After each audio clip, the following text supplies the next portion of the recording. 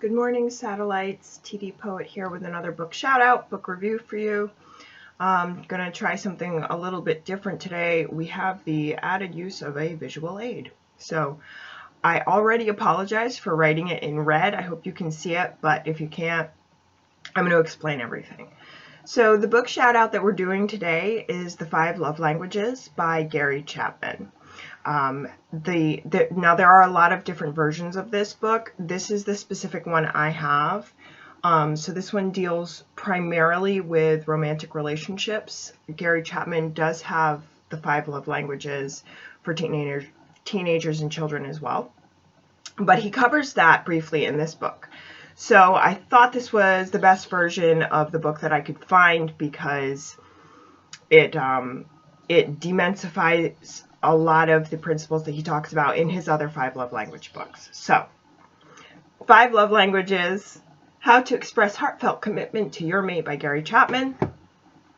And for those of you that don't know, the 5 love languages has been around for years. This was the first time that I really deep dived and read it, and I'm so glad I did because it's very applicable. The author speaks with stories and anecdotes and a little bit of science, but not too much. So this book is not over your head. Okay, so for anybody unfamiliar, the 5 love languages are quality time, words of affirmation, gifts, acts of service, and physical touch.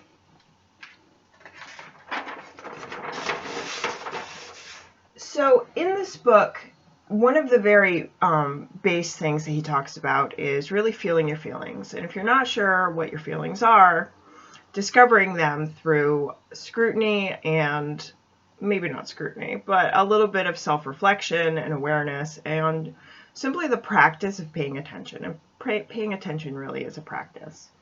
So here's a good exercise for you if you're somebody who isn't sure what your feelings are. Or if somebody asks you how you're feeling, and instead of expressing a feeling, you express a thought or an opinion. So this might help you get more in touch with your feelings. So try this every day for a couple of months. You write down an event. So you take a piece of paper. You have 2 columns, an event and feelings. So the first event that I wrote down here is traffic. And how did that make you feel? I wrote irritated. Debit card not working, event, feeling, panic. Short-staffed at work, disappointed that nobody came in. And a Zoom presentation, worried, anxious. So while you're reading this book, particularly if you're really into creating better communication between you and your mate, it's very important to get a handle on your feelings. And a lot of us don't know what our feelings are. We're a little bit confused. People might ask us how we feel and we say, I don't know. And there's nothing wrong with that. The I don't mind, no mind, the beginner mind is a place of receptivity and expansiveness. So it's okay to admit that you might not know, or there might be some confusion around your feelings. But this is really important when you're examining yourself and trying to strengthen your relationships. How to discover your love language.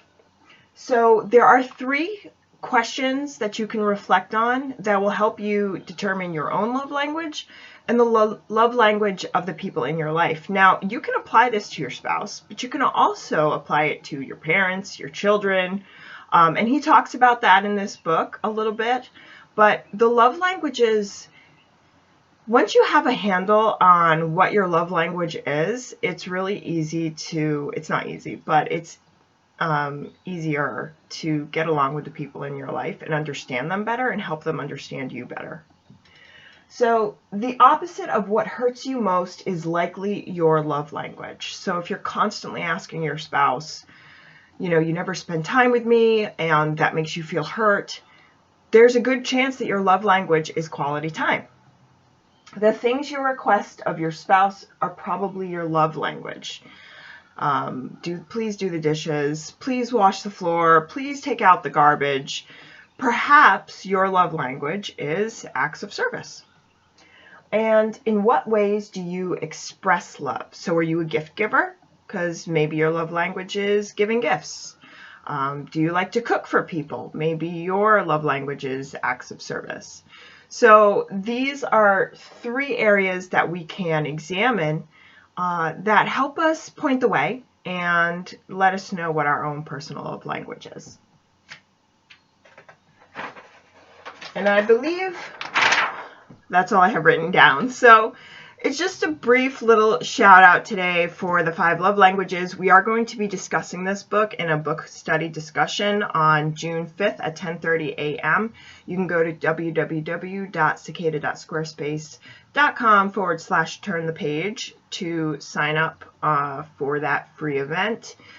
We may be moving the event if we don't get a lot of people. I really think that this book is something that will invite a lively conversation, and I'm really excited about it. So I want to talk about it with you. And I hope you will read the book and understand your love language better and that of the people in your life. And I wish you improved and healthy relationships. So thanks for coming back and watching this, and I'll see you guys soon. Have a beautiful day. Bye.